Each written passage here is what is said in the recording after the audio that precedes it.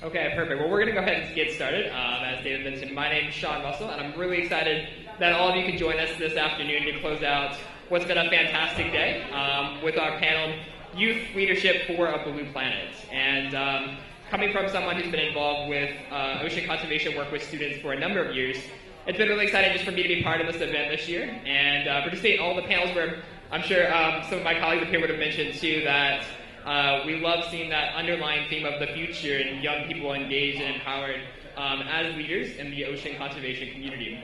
And that's what we're going to focus on for the next about hour and a half, having a discussion with our incredible group of panelists up here about the role of young people in the field of ocean conservation and how we can all come together, people of all ages, and work really in a collaborative effort to help protect our blue planet for future generations to enjoy. So with that, we're going to go ahead and get started. I'm actually going to let our panelists introduce themselves, and they're going to spend about 5 minutes or so each, giving you a little bit of background on their work, where they come from, what they do, and then we're going to get into a discussion about some of those topics that I mentioned, and then we'll wrap up with Q&A, where you'll have a chance to talk to the panel that we have here today. So we're going to get started with Jordan, and we're going to get online. We have some pictures as well for you to go along with their presentations. Hello, my name is Jordan Howard. I am 21 years old, a student at UCLA from Los Angeles, California, and I'm here representing Gyres at this event. But I've been an environmental educator since I was about 15 years old, so I've been in the environmental movement for about 7 years. I am the product of a green school. I'm the product of environmental education. I went to a green high school, and that's where I was I was always resistant to the environmental movement and green people, not blue people, but green people. And I found out that I was resistant when I, inside school, probably about my sophomore year, because I wasn't educated on the issues and, more importantly, educated on the solutions. It was always about gloom and doom. It was always, like, you're bad people because you live this way. Instead of inspiring us with solutions, and once I started to learn about the solutions, I was empowered to teach everyone my age and above. So now I work with different nonprofits, environmental nonprofits most of the time, but different nonprofits on their youth engagement programs. I know that, well, we all know that youth are the most important people to engage when you want to make change, when you want to make effective change. And I'm working with nonprofits to create those programs. I work with Gyres we organize and facilitate summits, so youth summits. We've done international summits out of Los Angeles. Our first summit was in 2011, where we had about 150 young people from elementary to high school age from 14 different countries, 6 of the 7 continents. And that was bringing together young people to talk about the issues, but also give them action plans so they can go back in their communities and create change. And we've done that in India. We've done that of small public speaking summits in Los Angeles. But we want to work with youth because youth have the solutions. Excellent. You guys can go down the line. Hi, everybody. My name is Mahmoud Tamer. I'm currently a senior at New York Harbor School.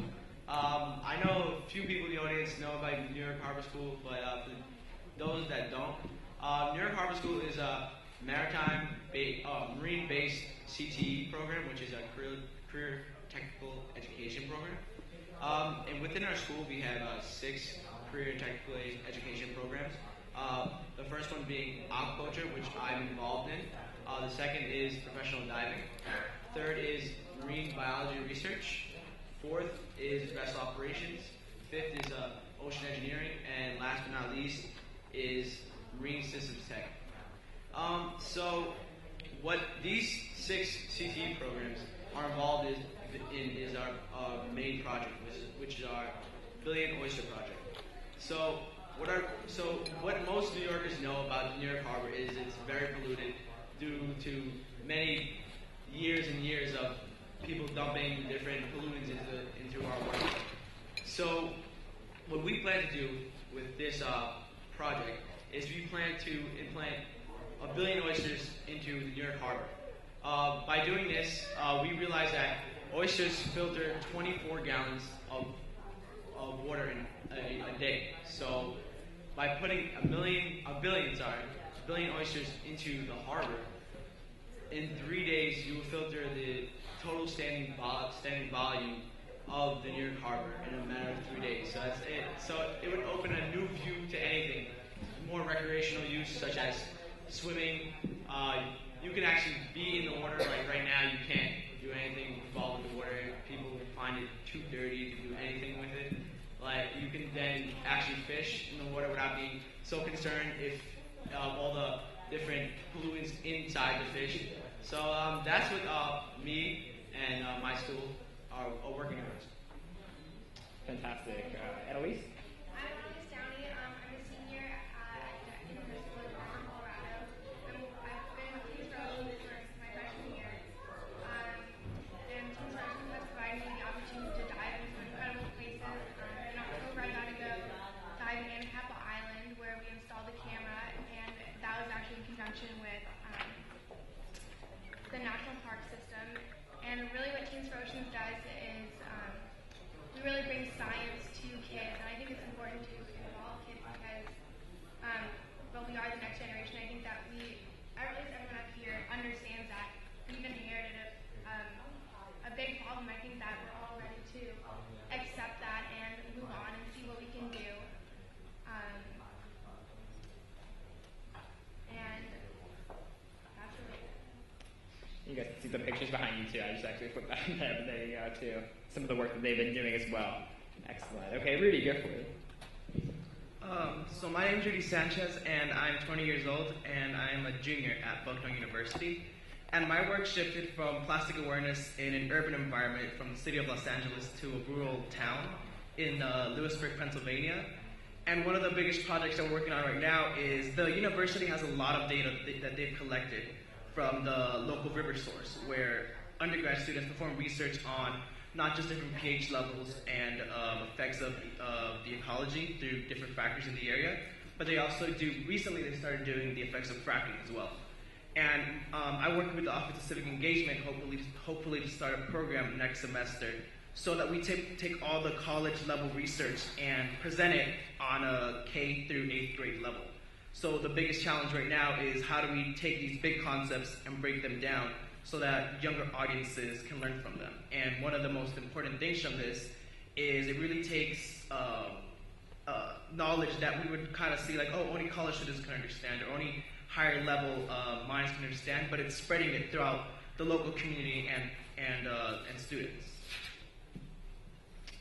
Fantastic. And Mia, we have your slide up next, and we're also joined by perfect.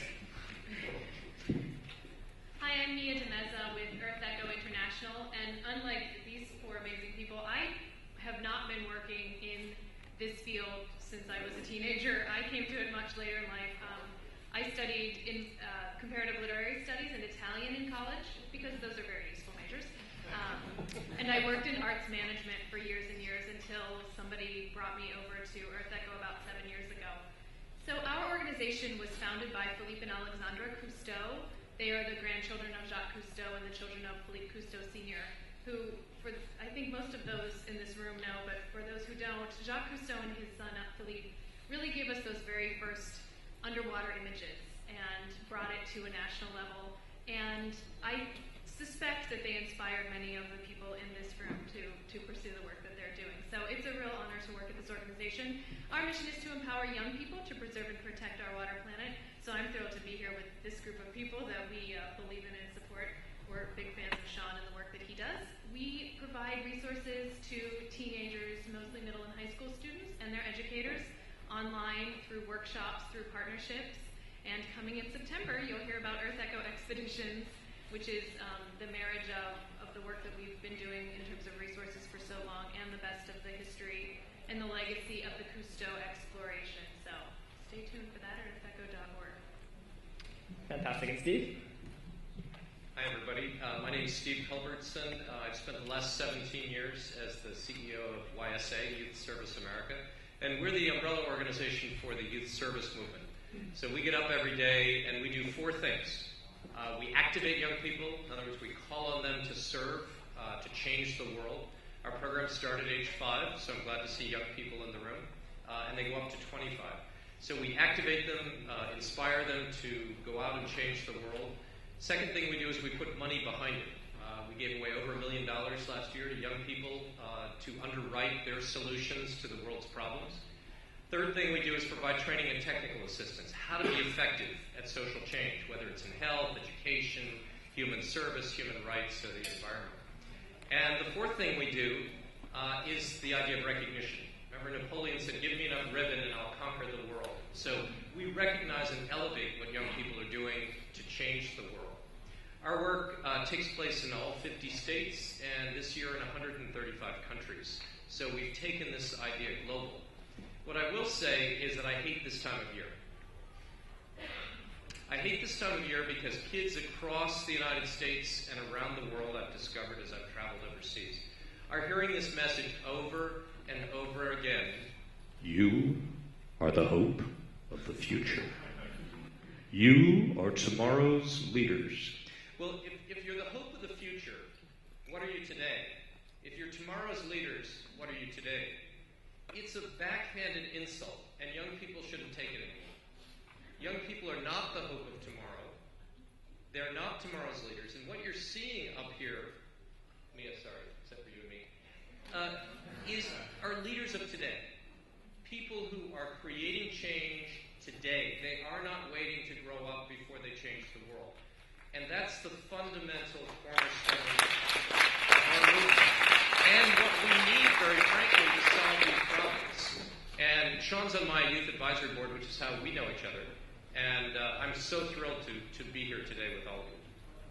Thank you all so much. And as you can see, we have an incredible panel here from really diverse backgrounds who, brought a lot to the table with the youth service and ocean conservation movement and merging those two fields together. And so I'm really excited to dive in with some of the questions that we're going to talk about in the next few minutes to dig a little bit deeper about, why it's important to bring young people to the table when it comes to ocean conservation. And so on that line, let's start out just simply, and we'll get on the line again, starting with Jordan. Why is it important to you to engage young people on ocean conservation work? Why does it matter? Well, for a lot of different reasons, since I am a young person, so I do want to be engaged in today's issues, but also working on the solutions for today's issues. I think the average age in the world is 25 years old. That's 26. The average age of the world is 26 years old. So the people that should be the leaders of tomorrow, as we hear, they should be the leaders of today. If we really want to solve these problems, we have to work with the people that are the average age of the planet. And I think one of the other reasons why we should definitely engage in young people is because young people, when they hear about these issues, they're empowered. They don't hear about the doom and the gloom. We don't have these jaded perspectives where we're like, oh, tomorrow is gonna suck. We say no.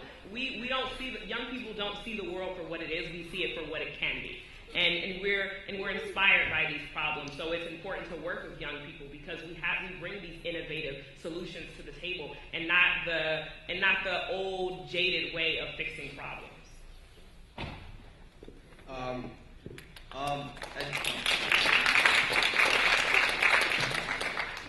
Adding on to what Jordan just said, young people bring a certain attitude into conservation work. They bring this attitude of I'm going into this openly. I want to learn new things. I want to experience new things. By them doing that, it creates a whole different level of understanding and to educate themselves. So in a way, they're pursuing themselves further in order to get better at what they want to do and how they want to do and how they want to help this certain issue. So.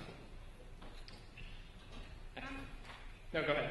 I think that youth bring a certain curiosity and inquisitiveness to the table, and where we don't have those jaded opinions, we see what we can do, and we don't necessarily get down on it. And for us, for Teens for Oceans, by bringing the science and technology to the students, they can learn what questions to ask, and that helps them. I don't know. Sometimes we just dismiss certain things, but if you question it and really learn more about it, you can accept it and do more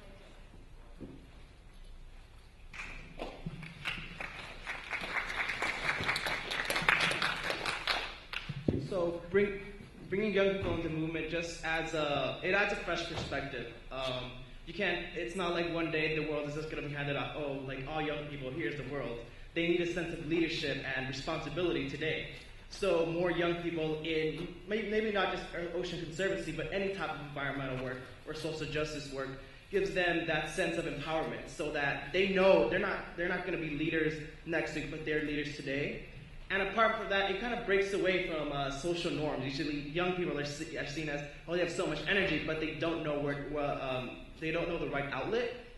This way, young people always have this fresh perspective, all this energy, and they can apply it to stuff that they're going to see effects in their community today and tomorrow and the year after, and many generations to come as well.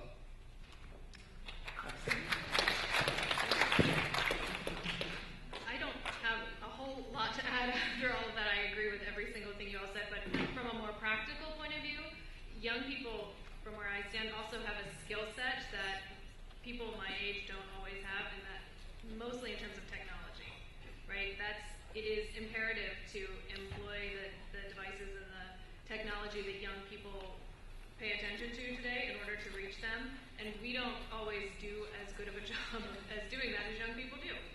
One thing I love about our organization is that in the Cousteau legacy days, Philippe and Jacques used every mode of technology available at that time to reach their audience. They used TV, magazine, comic books, everything that they possibly could. We are trying to do that today, but it looks totally different than it did then. So it is imperative for young people to take the lead on that, I think, and make sure we're reaching the audience that we are looking to reach.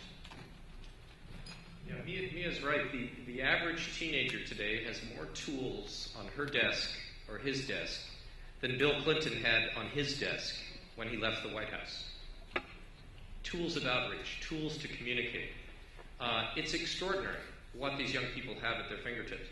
But beyond that, I want to make a big push for biology. And that is, biology is on our side.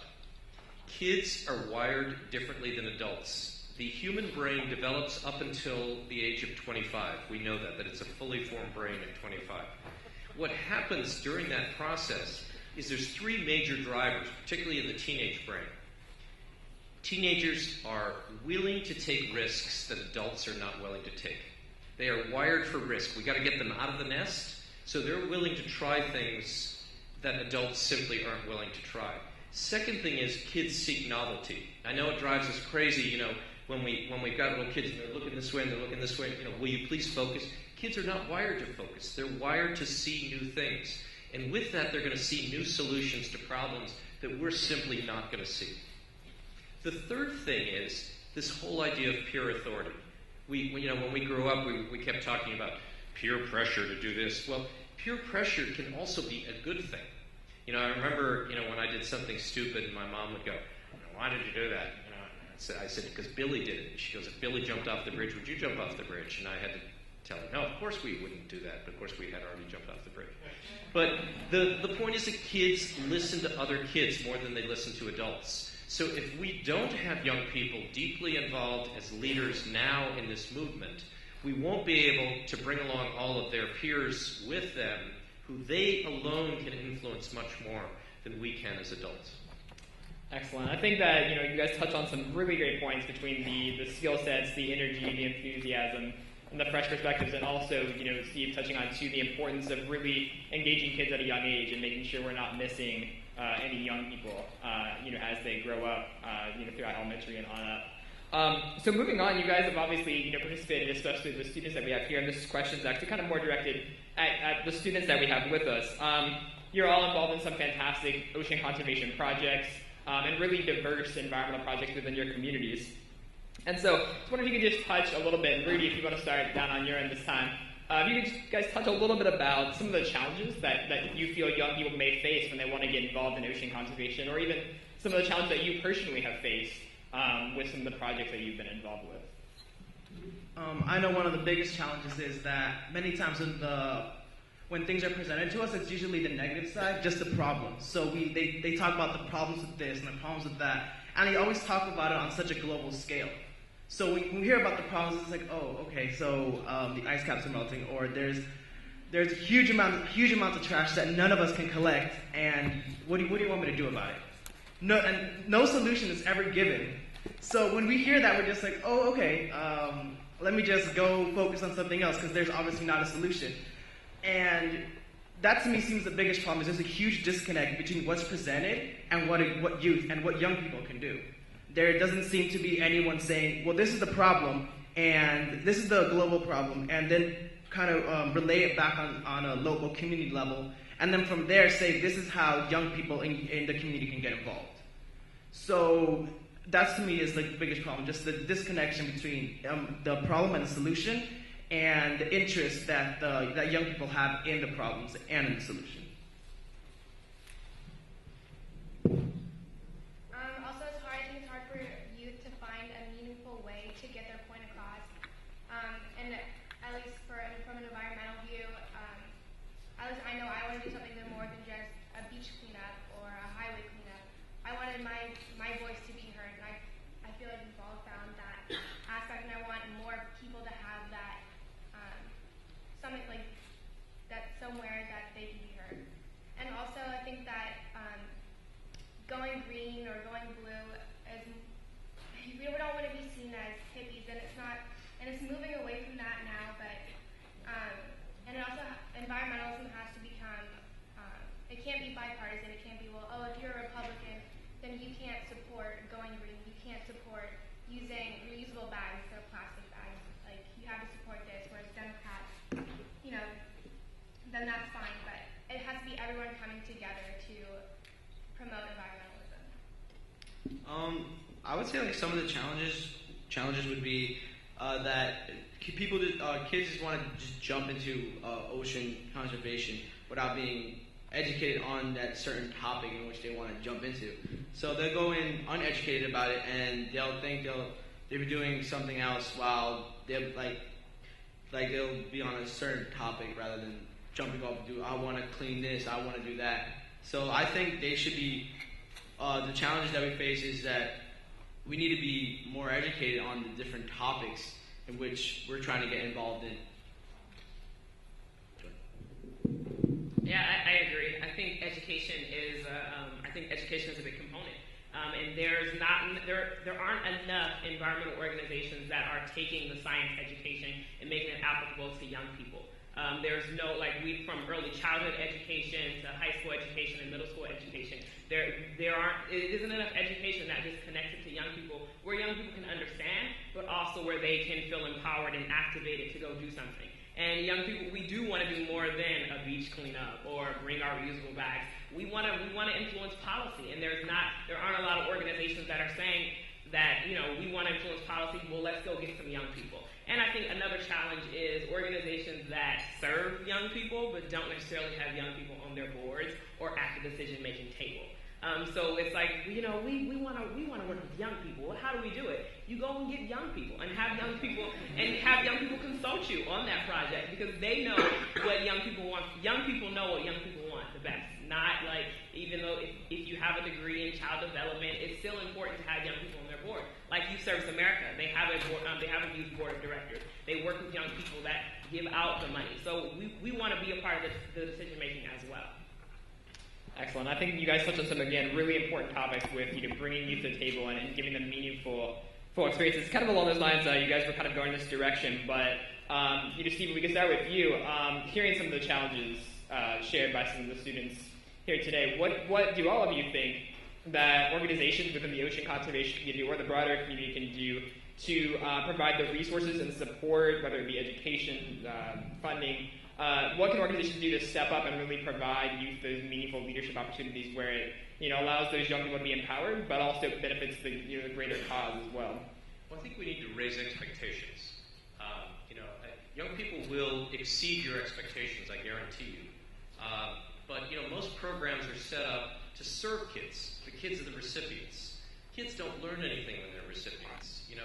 They don't learn, when they're at the receiving end of the power stick, but you put them on the giving end of the power stick, and all of a sudden everything changes. That's how you transform a young person.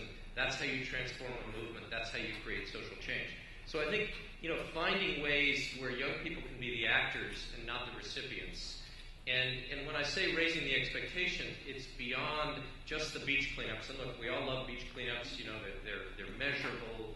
You can go in and see great value there. But, when we also involve kids in some of the projects that we've been funding in California. We're doing an abalone restoration project. We're doing a kelp restoration project. We're doing a white sea bass restoration project. These are just 3 things that we funded over the last year. These are all led by young people. It's all happening in school and out of school. You know, the reason that we all cut up frogs in 8th grade was not because we couldn't read about, dissecting a frog, but there was something real and authentic about it when you did a lab. Well, a lot of the service learning projects, where we put meaningful service and meaningful learning together, in a classroom, and that lab ends up being that authentic service project where the young person, is delivering that service. So I think there's lots of ways that if we raise expectations, that young people can play a much deeper and more significant, authentic role, in the work that we're talking about here.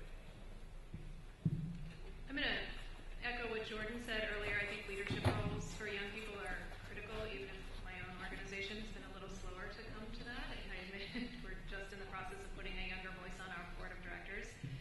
In addition, my experience with young people, I've learned that those that I've worked with are interested in mentor opportunities and in opportunities to network, and in, quite honestly, how to network. The 4 of you are fantastic at that, but it's a skill that you learn because you do it on a regular basis.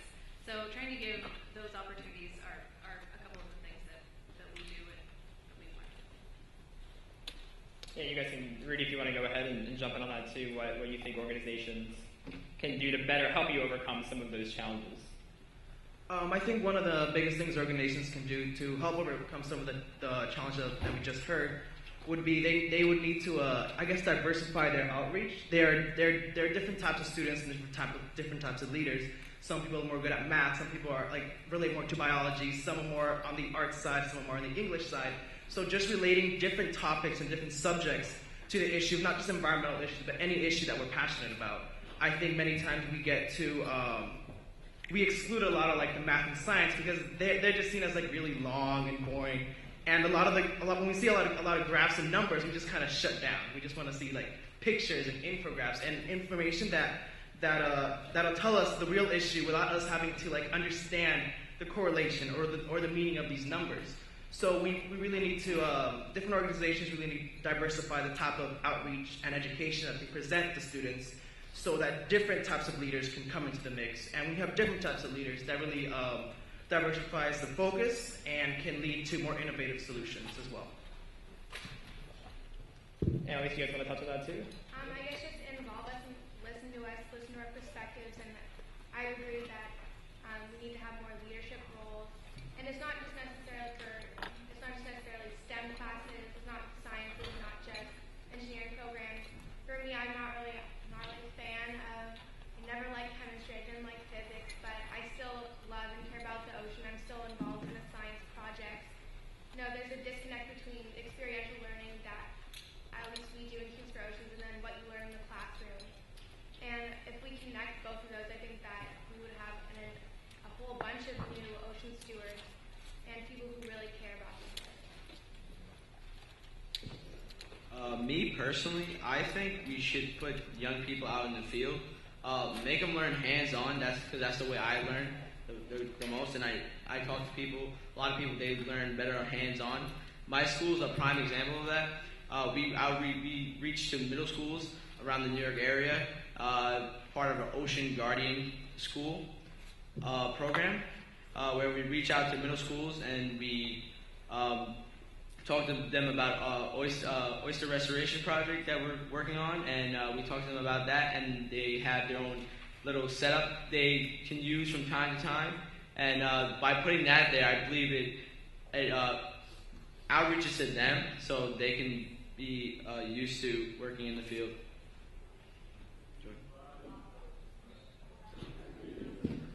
I agree with everything that's been said. I agree with everything that's been said. I think Rudy's point, where you diversify your outreach, I think that's so important. Because me in high school, I was this bratty teenager that didn't care about anybody but myself, and I was a class clown. But what my teachers and mentors saw, they saw a leader in that. They said, hey, that peer pressure, she can get all the kids to act up and go against the teacher. Well, let's give her something to talk about. Let's give her something to rebel against. And now I'm here 6 years later. So I think if we diversify our outreach and start to reach and see the gifts and passions in different young people that different young people bring to the table, then that's how we'll, create social change. And that's a perfect segue, Jordan, to our next topic. And one of the things that we really wanted to bring to this panel today when we were putting together was the importance of, obviously, youth leadership for Blue Planet, but also the importance of really people of all ages coming together in that collaborative effort to take action to preserve our planet's ocean. And so with that, we're going to kind of shift gears a little bit. And Jordan, if you want to continue with that too, to kind of our student group here, so one of you guys could touch a little bit on how adults have played a role in the work that you're doing. I know, Jordan, you just touched on that a little bit. But how adults have either mentored or supported or helped you with your conservation projects or your other outreach work. And mentorship is one of the most important things. I think what Mia said is that all these skills that we have them because we've learned them, and we've learned them by doing. And from the first speech that I've ever gave, the first summit that I organized and facilitated with 5 Gyres, I didn't know how to do that before, but because I did it, I know that I can do it, and I've learned from the mistakes, but learned from the successes.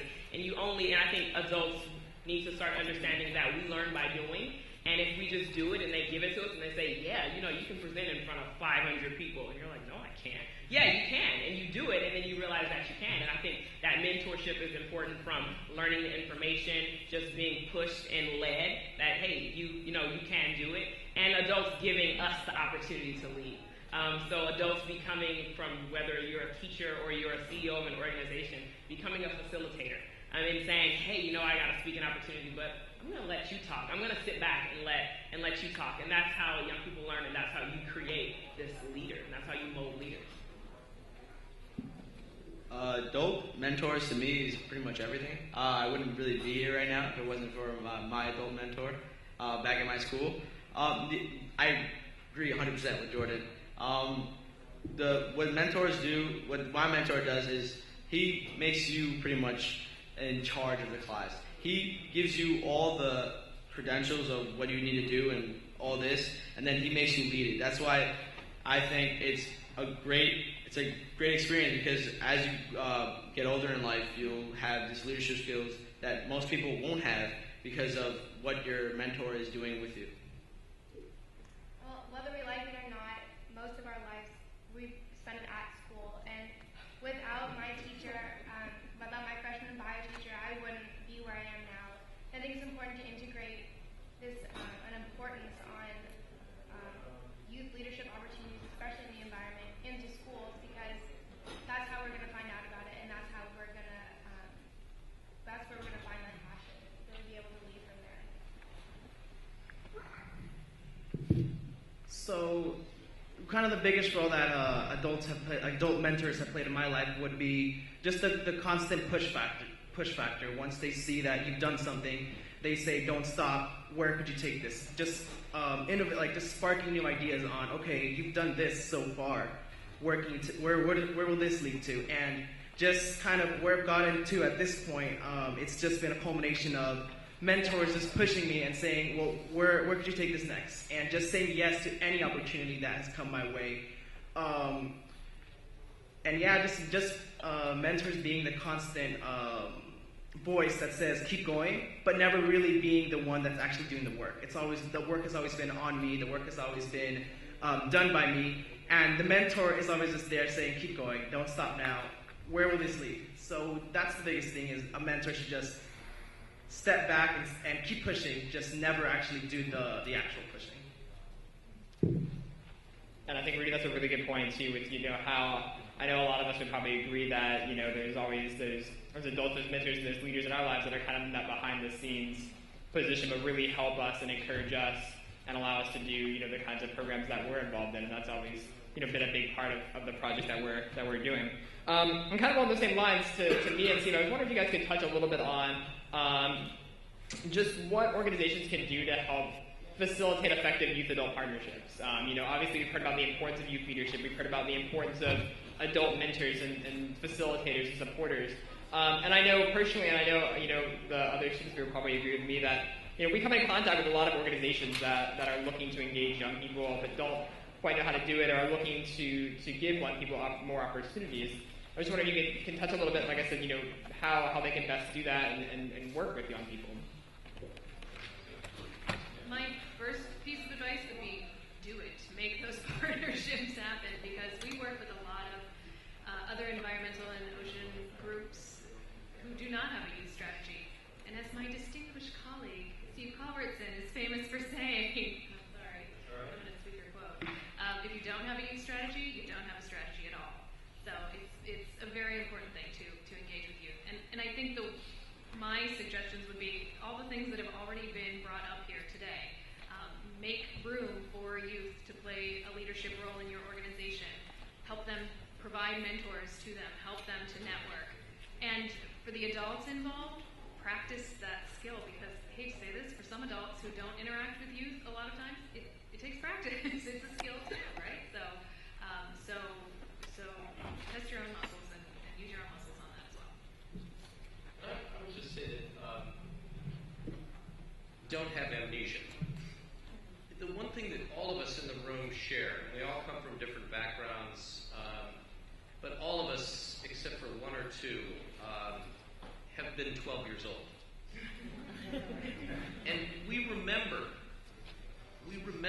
how important it felt, how good it felt, how powerful it felt to have an adult trust us, to have an adult put us in a leadership role, to have an adult have a high expectation for our performance. And we rose to that and most likely exceeded it.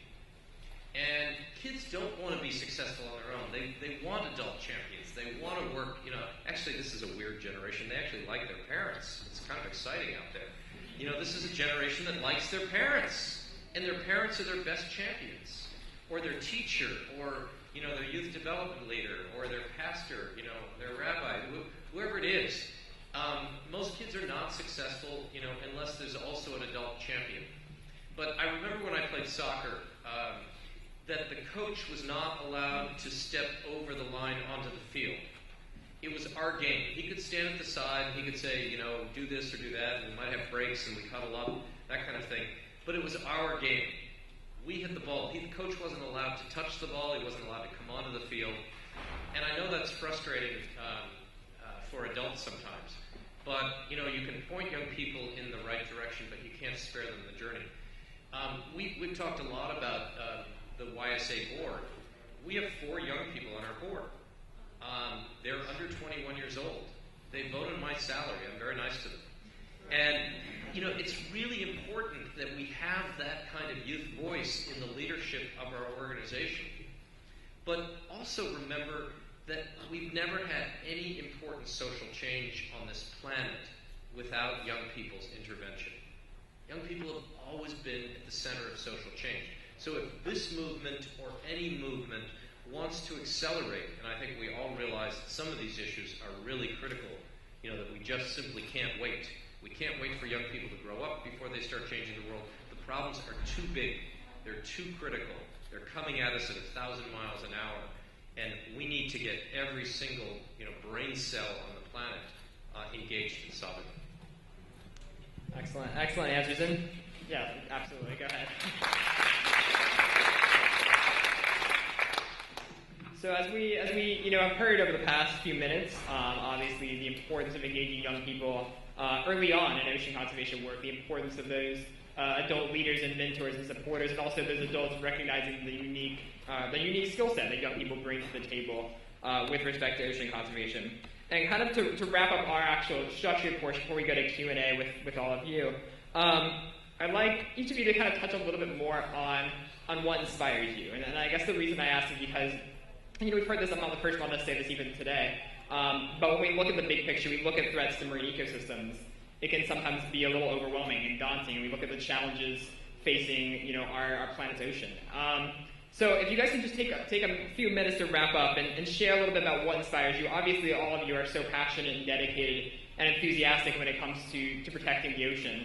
And so if you guys, and Steve, if you want to start, talk a little bit about just what inspires you and drives you to continue the work that you're doing. Well, I guess I'm just every day I'm so fortunate that I'm inspired by young people's energy, by their commitment, their idealism, their creativity, in addressing the unmet needs of our communities. And the biggest block, if you told me when I started this job 17 years ago that the biggest block was going to be adults, I would have said, come on, that can't possibly be the reason that more young people aren't engaged. But that's my absolute conclusion. So we adults need to make room at those decision-making tables and let those young people who are so inspiring come in. I'll also tell you a real example. 2 weeks ago, I was in a kayak off the coast of Laguna with 26 middle school students and 4 teachers. And we were in the kelp beds right off of Laguna Beach and downtown Laguna, if any of you have been there. There were no kelp beds there 10, 15 years ago. These students, over 1,400 of them in Orange County, California, grew those kelp beds in their classrooms and worked with local oceanographers to plant those. This whole abalone movement, this whole white sea bass movement, these are all projects that young people are leading in Southern California right now. And for me, kayaking through this and looking out and thinking, if these hadn't been there, if young people hadn't been there, and if we weren't celebrating it, celebration's important. They have a kelp fest every year now. Who knew? But a powerful message about how you can restore something that has been degraded and that man has destroyed through overfishing and overuse. But it can be brought back, and young people can be at the center of that. I find that really, really inspiring. So, India? Unlike a lot of people in this field, I sit at a desk most of the day and stare at my computer. So for me, it's very important and inspiring to come to things like this where people are actually coming together. And particularly to meet young people who are doing that good work. Not to belabor the point, but that's, for me, really, this group of people and other students like you are really, for me, the inspiration. I have a 4-year-old, so it's critical to me that we all work together to make sure that these resources and these oceans are still going to be here for him when he is your age. So thank you for the work that you're doing.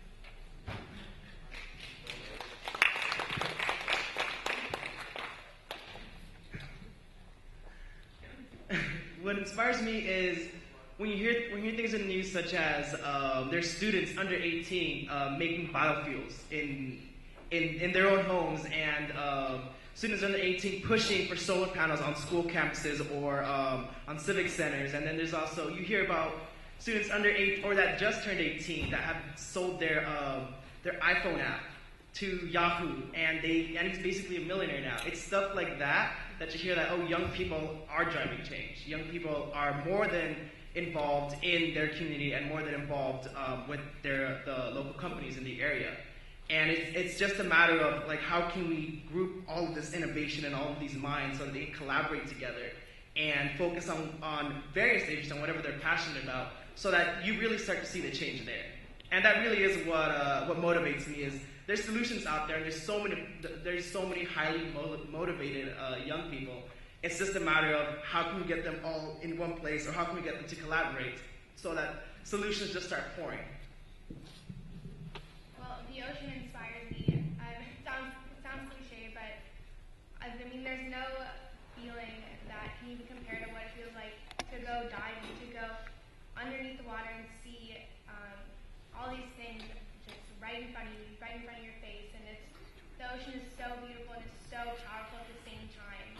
You know, you look at the waves, and I mean, people tackle those waves. They go surfing on those. I think that's so cool. And the ocean brings together so many people. You know, there's different communities that worship the ocean, they surround the ocean, and that's truly inspiring to me. What inspires me is that from a young age, I love the water. I could do anything on the water. And for me to see that destroyed in a way, to me not being able to do anything involved with the water, inspires me to do better and to clean up whatever I have to clean up to make this ocean better or make this waterway better. Because as a kid, I used to do everything with the water, and I still do now to this day. So seeing any kind of waterway be depleting and people are not allowed to do any recreational things such as even swim or even fish in the water is kind of scary to me. So that inspires me to push on with what I'm doing and to do bigger things in the future. I would say solutions inspire me. Learning about the solutions to these issues inspire me. And when I learn about different young people that are at the forefront of these solutions, is inspiring. Like I was reading about a 12-year-old a few months ago named Maya from Carlsbad, California, that started a petition on Change.org about Jamba Juice phasing out of styrofoam. Less than a month later, Jamba Juice announced that they were phasing out of styrofoam in every store across the nation. Thomas Starr Middle School in Los Angeles, California. Thomas Starr Middle School, so middle school kids learned about styrofoam and plastic pollution in their class.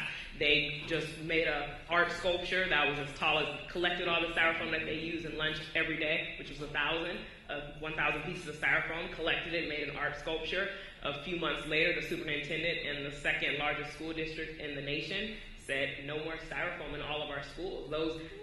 These 5, 6, 7 kids that made this art sculpture, they weren't thinking about, whoa, this is a really big problem, we can't do anything. They weren't thinking about the gloom and doom. They said, hey, let's make an art sculpture, and they ended up impacting over 600,000 students every single day. And learning about those different solutions, I was just at a summit right before I came here in Monterey Bay with middle school students presenting their projects, and just learning about these these solutions. They're innovative, and I've been working in this field for a really long time and working with young people, and the solutions that the kids in Monterey had 2 days ago and were presenting, I had never thought of ever, and that's why we need to focus on young people. They bring these fresh perspectives. They haven't been working on this issue, so they're not bringing the gloom and doom, and they're not negative, and they want to work, so let's work with them.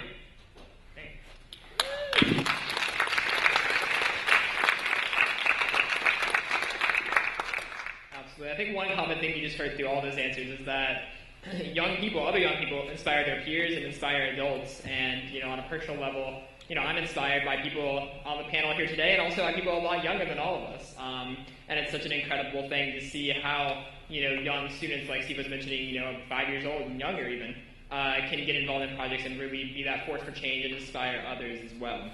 So with that wraps up kind of our structured portion for this panel, but we'd really like to open up the floor now to questions from all of you. So if you have questions or comments, and I know there's other young people in the room as well, we'd love for you to jump in and feel free to share your thoughts on the topics that we discussed here today as well. We have a micro, okay. Go ahead. I would like to thank everybody on the panel. I found everything that you talked about today so inspiring. Though I should confess, pretty easily inspired. Pretty easy sell on ocean conservation. How would your approach be different? What techniques would you use if you're talking to somebody that isn't easily inspired, that is resistant? Imagine that your audience is a bunch of commercial fishermen or coastal developers, not a bunch of ocean conservationists. Jordan, do you want to start, or anybody else? Anybody want to take that first? Rudy, on the mic forward. I think another huge push for people is usually money, and I know I don't mean to sound greedy or anything, but that's usually a huge incentive for people. So if usually the stories sometimes don't work for people. All right, some people are more analytical, so you present with them graphs and statistics, and you don't just bore them with these graphs and numbers, but you add meaning to what all those relationships mean with the numbers. Some people are more business minded. So you talk to them on a more money level. So how will long-term effects of ocean pollution affect your business? Even though in the short run you might save some money by using plastics, how will it affect you in the long run? So there's various ways I think to reach people that may not be so easily inspired. It just so happens you have to have some type of insight on how their mind works and what do they value basically. And try to come at it from that perspective instead of just trying to force you need to be inspired right now. My story is inspiring and you need to believe it. Just try to find a way that they can relate to whatever message you're trying to tell them. Yeah, I think. Yeah, go ahead. Yeah, I think that's important. I think that the environmental movement, and I'm calling out the environmental movement, but the environmental movement for so long, we've been telling people what they should think instead of framing our talks for them, instead of relating to them and saying what's important to them. I'm going to cater what's important to you with what I'm talking about. And like I was resistant. You could not when I was first giving my first presentation on plastic pollution by Dr. Marcus Erickson, who's one of the founders of Gyres. I didn't care about anything he was talking about. I didn't care about plastic pollution, but it wasn't. But he was the first person. I'm not just saying that because I work with him, but he was the first person that I ever had an environmental presentation from that talked about solutions and what I could do in my own lifestyle. Because back then I was 15 years old. I thought that. I didn't care about the environment, but I didn't just walk around polluting and trashing everything. But when he talked about steps that I make in my life that were earth negative, I said, whoa, okay, well, I can do something. And he gave solutions and gave these hands-on things and said, this doesn't have to be this way. And as soon as he said that, I began to listen. Excellent. Anybody else want to jump in or want to give? Yeah. I have one quick thing to add. Something we try to practice in our organization is meet people where their interests lie. As Jordan said, for a while we did work with the band's Warped Tour, which is a punk rock tour. So we tried to reach people through, these were young people who were so interested in music, but it turns out that their mentors, who were the band members, were really interested in the environmental movement as well. So why not bring those two together? Try to reach people where their interests already lie. Absolutely. Anybody else? Or do you guys want to go on? Got another question over here. I want to start a group in my town for like the ocean, but how can I get like money to start a group? Steve Culbertson. That one over here. So I think that's a great idea. I would make a couple of suggestions to you. First of all, I'd find out if there already is a group in your town that you can join and that they're going to be stronger because you're a member of it. There are lots of organizations out there that are in existence already, and so if you should check that out first and see if that is an opportunity. Secondly, what do you want the money for? And that would be a question I'm not asking you right now, but think about that. What's your budget? Because there are people out there who would give you money if you laid out your plan on how you would spend it. So you create a budget. And you say, well, this is how much we're going to spend, and you got to take a salary out of it. I'm sure you like to go on nice vacations, right, and nice clothes. So make sure you build that. No, I'm teasing you. But seriously, put a budget together on how you would spend the money. We get that all the time. We give money. You have to be at least 5 to get a grant from us, and we do that in 35 countries. I think we gave away money to kids this year. Not in every country we work in. But I think in at least 35 we gave away money this year. So kids come to us and they say, here's our plan, here's what we want to do, here's what we want to accomplish, here's what the impact is going to be, here's how we're going to raise the visibility of the role of young people in solving this problem in the community. And I would also remind you there's a lot of great free tools out there. Things like Twitter and Facebook and doesn't mean that you have to be on it, but your mom, you have to be at least 13 to be on Facebook. How old are you? I'm not. You're not. I would have said you're at least 8, but seriously, there's lots of free tools out there. WordPress provides free websites. You can open up a website, get your buddies to be involved in that. And then find ways. There's something called the Disney Penguin Club. They do a lot of very cool stuff with the environment with kids. So maybe getting involved in that. And there's something called Kids Cares Clubs as well. You could open up a new one there, and that's through our partnership with Points of Light.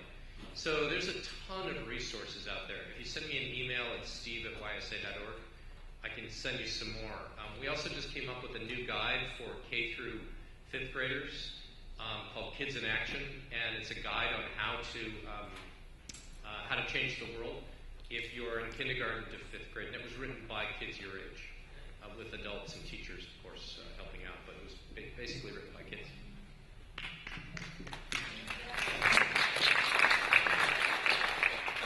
Perfect. We have another question? Yeah, thank you all for being here now. I appreciate that. And I'm inspired by a lot of the inventors out there, and one of the ones I remember and looked at the history of Buckminster Fuller. And he also has an institution out there that also challenges students like yourselves, and there's awards and prizes. So I think, again, when you speak of money, using it as a tool to promote people into the future. You know, ask them what is the challenge and what do we need to do, and then work teams. We always work in teams, so we work in these good teams to challenge each other to fix the problems. So, what challenge would you collaborate on to think that we could fix with a group like this? If you wanted to fix one thing, like the next item on your list of things to do to check off, how would we inspire people with that to fix one thing? Rudy, anybody you guys want to jump in with that?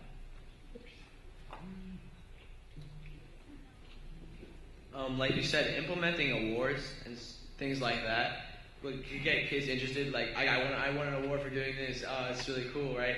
So by giving them like showing them that they're doing something good by giving them something is a great way of telling them, oh, look, you're doing something good. I'm gonna present you with the trophy. Now you take it, right? Show it to your friends, blah blah blah. And I guess it motivates them to do it even on a higher level to get, I guess, a bigger trophy. So yeah, that's a great way.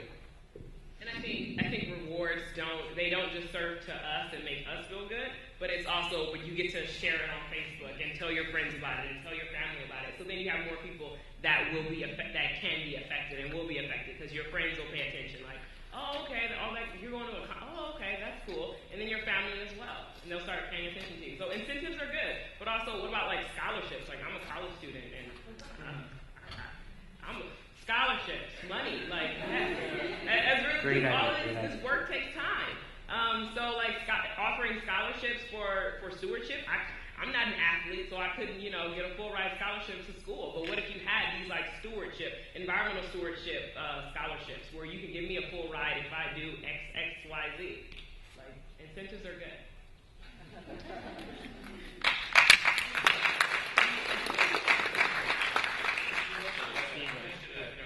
Is there a problem? One of the projects that we funded in Florida was the whole idea of turtle nesting areas. And turtles have been nesting on the coast of Florida for 65 million years. And this is something that man's intervention, whether it's kids, blowing up fireworks, which was the young person's experience that got involved in this. He was out blowing up fireworks, and one of the turtle patrollers came along and said, "Do you realize what you're doing? Do you realize what's happening here? Do you realize what you're disrupting?" And all of a sudden, it was an eye-opening experience for this young person, and they've now spent the last decade. They're 21 now, I think. But working on this turtle nesting area. I mean, I think there's a very easy problem that with enough public education, that kids could go in and intervene and really solve that problem, and not have a disruptive, challenge facing, many beaches in Florida today. So anybody else want to jump in, or do we have any other questions? Yeah, go ahead. So as a fellow young person, I have more of a comment, kind of something I wanted to add in. You guys have said multiple times about not waiting for young people to grow up to start doing these things. But I think there's still kind of this age limit we tend to set for that. And, sometimes people consider, okay, well, that's okay, like teenagers. That once they're teenagers, they can start to handle some of these concepts and these ideas. Someone who works with pretty young people, elementary school children, I think it's still really important, even if they have ideas to us that may seem silly or unreachable, to just be encouraging that innovation. Kids hear so often nowadays, that they can't do things or how to do things. Everything is regulated and regimented. That I just think, as you guys have said, that it's just really important to encourage that. But at a very young age as well, because if you keep hearing that you can't do something, I think that's something that stays with you, that will affect you later too. We have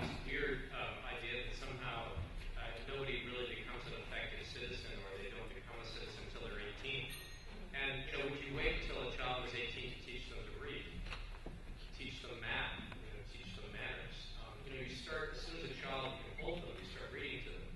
And so, when I delivered that one class I went, I said, our program started at age 5. This woman jumped up and she said, "That's too late, you've already lost them." And I said, "That's because you're Jewish and it starts in the womb." But that service mentality is a mentality. It's an expectation. And I agree, you can stomp on a young person's, desire to participate, desire to help. And you can use things, horrible words like, "don't be childish." Let's take that word out of our vocabulary. We wouldn't say that about anyone's color, about their religion, about their sexual orientation, about their ethnicity. But we say it about their age, something they can't help. Don't be childish. So I think we need to rethink the way that we look at children. And as I say, have a higher expectation for what they can do, and it's a lot. Excellent. You guys want to add anything, or ready for another question? Go ahead. This isn't really as much of a question, just throwing out a potential resource. Where am I? I run a program called the DC Marine Community. It operates primarily as a listserv that provides information on what's going on in the ocean conservation world. Can y'all actually hear me? Yes. Okay, we can hear you. I keep hearing something. What's it called? DC Marine? DC Marine Community, or DCMC for short. If you Google DCMC and IUCN, it should pop up. But it serves as a resource for the entire ocean conservation community, so this is kind of to the room, not just to y'all. But we do have a lot of opportunities for scholarships, for fellowships, for potential jobs, things of that nature, as well as information on reports, events, that kind of thing. So it's free, it's easy. Just look us up and we'll get you signed on. So there you go. Fantastic. Thank you. Go ahead. Good afternoon. Carlene Leiden, Class North American Marine Environment Protection Association. I want to thank all of the panelists for being you. And NMEPA runs a number of programs. One of our mission is to educate seafarers, port communities, and students. And that obviously goes both ways, as you've demonstrated today. We also engage businesses, industry, and regulators and environmental groups. We have a couple of student programs that we run. One is an annual children's drawing contest, a student drawing contest from K to 12. And through that, we've learned ways to make shipping greener. We've brought families together. We had a Filipino winner last year who came to this country to receive another drawing award and was reunited with her father for the first time in 10 years. What is also compelling is we run a science fair. And last year, which was our first year, 6 out of the 8 winners were girls, were women. Now, that dispels the myth that women can't do science. And the projects that they put forward are being looked at by shipping companies now as possible options for development in helping keep shipping greener. We're doing it again this year. But what I wanted to bring forward, and again, more of a statement or an observation than a question, and Rudy, I'm going to actually target you because I know more about the Harbor School than any of these other schools, is that giving students a focus, like marine science, like the environment, like maritime, promotes success. I'm on the board of the Baltimore Harbor School. And there are kids that are graduating from that school simply because they were given the focus and the attention around a subject, maritime, marine science, etc. I was at the second graduation of the New York Harbor School. And I've never been so impressed and I was in tears most of the time. Out of the 100 students that had originally been accepted, I think 70 of them were graduating in a New York City school where the average graduation was like 40%. And of those 70, 60% of them are going on to higher education. So we are, the previous speaker from Pew said we're using climate change as a way to get people to understand fishing and the fishing stock depletion.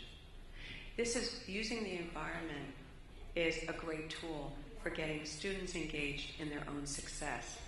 And your success means my success as somebody who's not under 25. Thank you. Thank you. And do you guys want to touch on any of the topics too that she brought up as well? I know given the programs that you're involved with, you have a lot of experience in some of those areas as well. Yeah, I'd just like to give the shout out to the girls who won the science fair. One of my biggest passions or interests is there's always this like lack of women and people of color in the fields of STEM, like science, technology, engineering, and mathematics. Which is one of the reasons why I decided to do mathematics. Was just like I feel like there wasn't enough of a Latino representation in those fields, and there wasn't like the bridge between the environmental side and the mathematics side was also not connected. So that was another reason for me to get into that. And I completely agree with what you just touched on, how we're using, I guess, the environmental issues we have today so that students can use them to get to higher education. And that's what it all comes down to. It's not just about teaching for understanding the environment. That's a great incentive, but also teaching and using the environment so that students can understand different fields and gain new perspectives about the world around them. It's about bringing the environmental side into mathematics, history, I'm completely blanked on subjects, chemistry, science, any other subject in school. It's about creating these interdisciplinary studies between all the subjects that we learn in school and making them applicable so that when we go out into the real world, we're equipped with all the tools that we need to understand it and innovate it and create solutions. I just wanted to touch base on what you said about your carpool. This is my senior year. I'm graduating in about a month, and with the skills I've learned throughout my 4 years in New York Harbor School, it's amazing. I'm going to go into a higher education and major in what I'm doing now, which is my CTE course, which is aquaculture. I'm going to major that in college and further my education even further than even college, and probably be here in a couple of years with you guys. I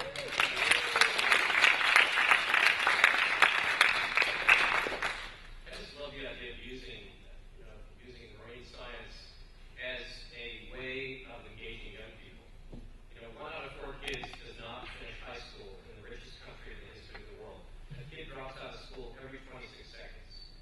What do you do in the United States of America today if you don't have a high school diploma, much less a college diploma? So if we can figure out how we can move this movement and connect with the dropout prevention movement, boy, that's an extraordinary win for the environment, and it's an extraordinary win for young people. Absolutely. A couple more questions? Go for it. Hi. So first I wanted to say thank you so much for what you said, because I can really relate with a lot of things that you said. And through my experience, I just wanted to share some things.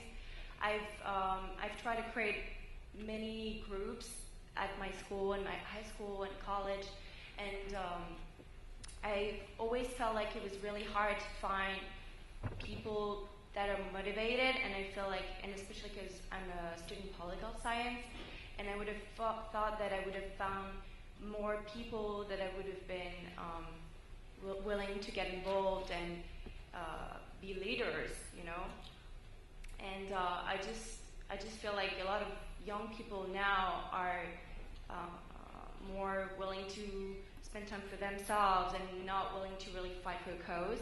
And so I was wondering what you thought about this and how you dealt with this, if you feel the same way, and if you had some tips to motivate people. I think I'm a political science. Is this my call first? I'm a political science student. That's very involved. But I think it's hard because I think that young people we aren't being engaged in these issues. Like I remember around the Obama versus what was the other guy there? In that election. So in the 2000, I know who the other guy was. But during that election, we kept hearing young people, why aren't they voting? Young people don't care. Young people don't care. And what did young people do?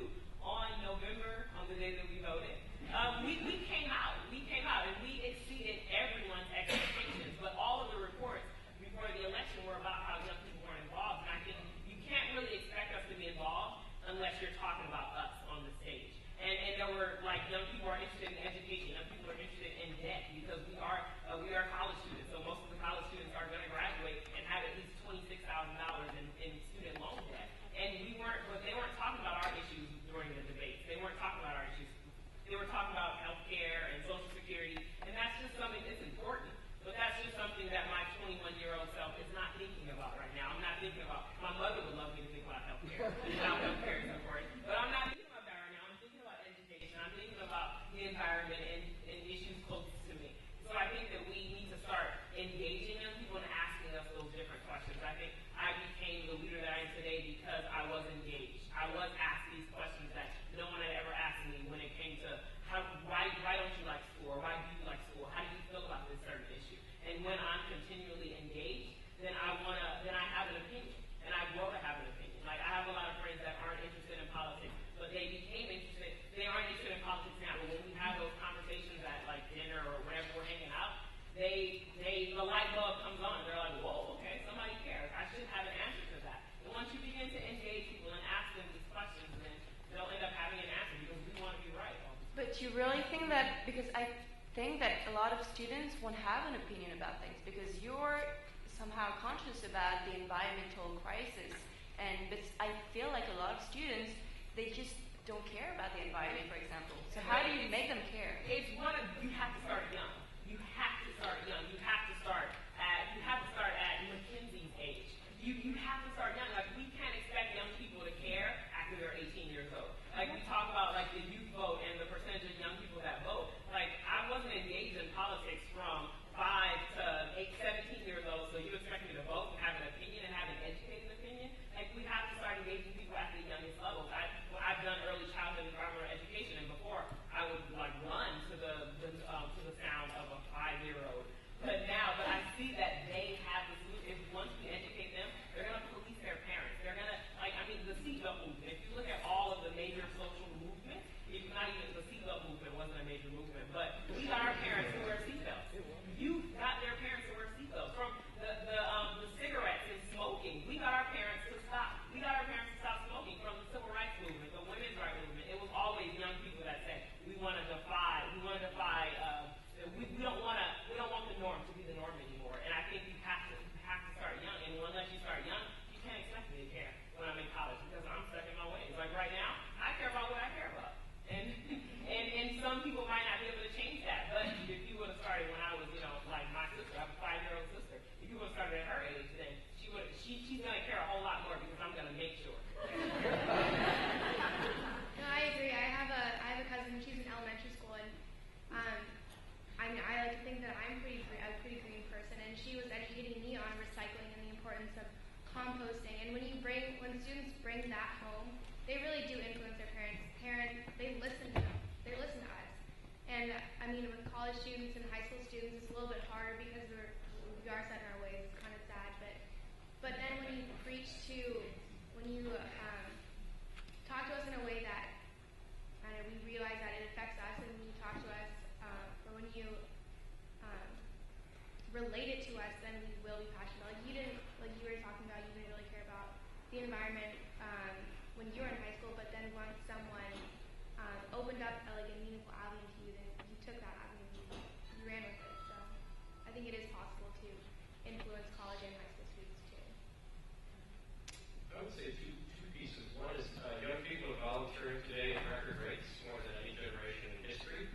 So this is the most engaged generation that we have ever seen in human history. Let's build on that. That's the good news. The bad news is that primarily that field is dominated by females. Many more girls are involved than boys, and primarily white females. If you look at Peace Corps or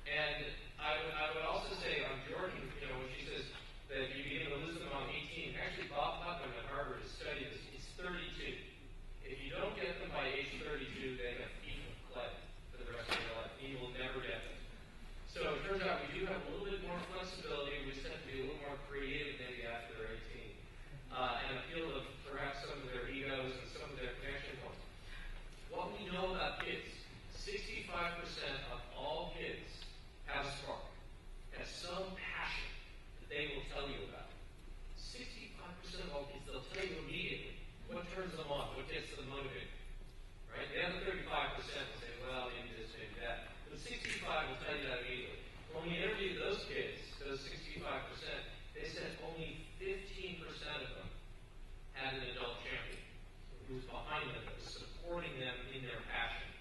And that passion could be designing websites, climbing mountains, singing, dancing, camping, playing lacrosse, whatever it is. Only 15% of the kids had an adult champion that was always there and always helping them find new plateaus to achieve them. So we need to support kids. We need to be their champions and find out where those 18-year-olds, what do they care about? What do they love doing? What turns them on? If they had to do anything in one day, what would they be doing? Connect that with the problem, and all of a sudden you've got them deeply engaged in what you're trying to do. So I think we have time for one more question. Go ahead. Thank you. So one of the very real challenges that ocean scientists and ocean educators and policymakers I've been working with for the last 10 years have is getting the ocean taught in school. Okay? If you think about your schooling, think about when you learn about the ocean. Now, a number of you here are privileged to be in harbour schools and specialist schools. But for the vast majority of the millions of kids in this country, they do not even know probably that the ocean exists. All right? Even kids that live a mile from the ocean in Miami or in California don't go to the ocean. So my challenge to the adults in the room and the young adults and the leaders is, how do we get the ocean, all right, into the educational curriculum? We've been trying for 10 years, and in this year's presidential budget that's just been put forward, all the money for ocean education in NOAA has been removed. Okay? So there's not going to be really any ocean education money from the federal government for K through 12 education. All right? It's a ridiculous situation. So how do we get young people and the adults in the room to get the ocean into school, K through 12, every level, every subject? That's the big challenge. There are people who know more about this than I do, but I can say that the next generation science standards have just been released and approved and have already been adopted by, I'm going to get the number wrong, 15 states. And they employ a far more connected system than the previous standards, as I understand it. And ocean is a part of them. So we are optimistic in our organization, in our field, that is certainly going to help. And there are informal education organizations that provide some fantastic resources. But it depends. You're right. It has to be a teacher that's interested, or a parent, or a student who's already interested to go and look for those. But we are hopeful that the next gen science standards are going to make a difference.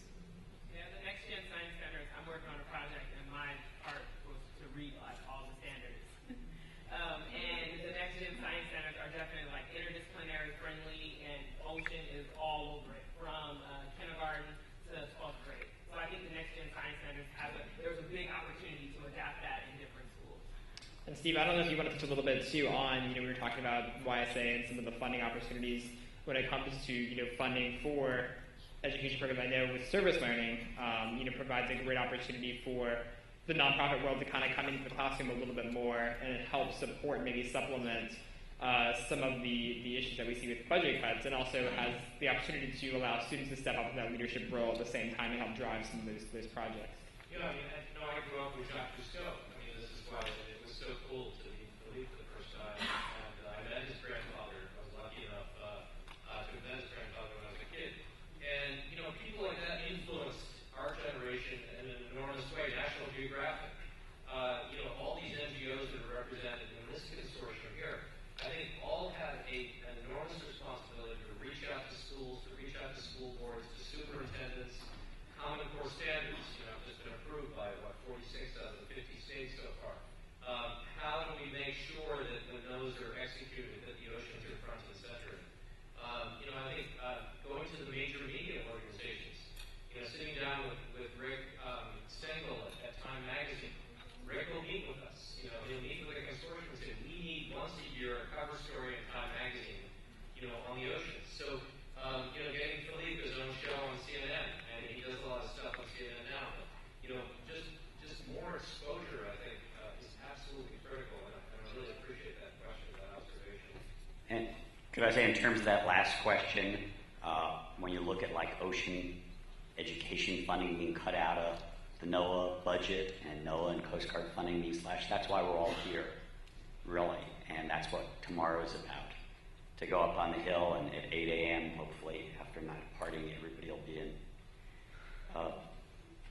Senate office building, room 562. We got the new senator from Hawaii to greet us. We got other people, and every delegation that has a young person with it is more likely to get a response because we say, do right by the ocean, or you'll see us demonstrating back in your home district. And if there's a young person there, they're more likely to believe they'll see demonstrations in their home district.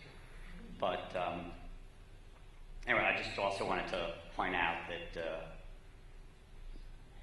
along with organizing a terrific panel, Sean's also a 2013 winner of the Peter Benchley Youth Ocean Award, the Christopher Benchley Youth Ocean Award.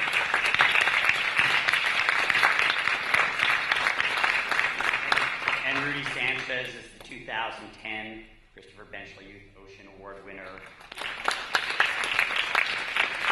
And we've also had, other winners have been like Xander Schroeders, who's a sea turtle activist, been since he was 11, and Kyle Thierman, who's a surfer activist, and last year was 11-year-old Dakaya Blaney, who's a protest folk singer and activist, who's a year earlier when she was 10, she got in the way of the CEO of the tar sands pipeline company and said, I'm 10 years old and I know what no means, why don't you?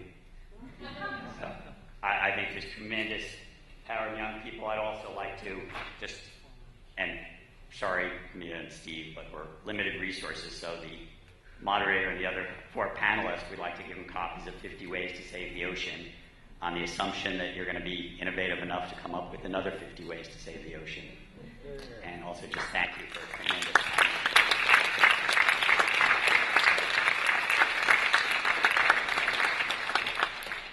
Thank you so much, David. I think just on behalf of all of us, we just like to say a special thank you to all of you. I mean, your work inspires us, and it's such a privilege for us to be here with you. I'll learn about the incredible things you're doing, and we're just looking forward to the rest of a great week. So thank you all so much again, and enjoy the evening. We're looking forward to Capitol Hill Day tomorrow. So thank you so much.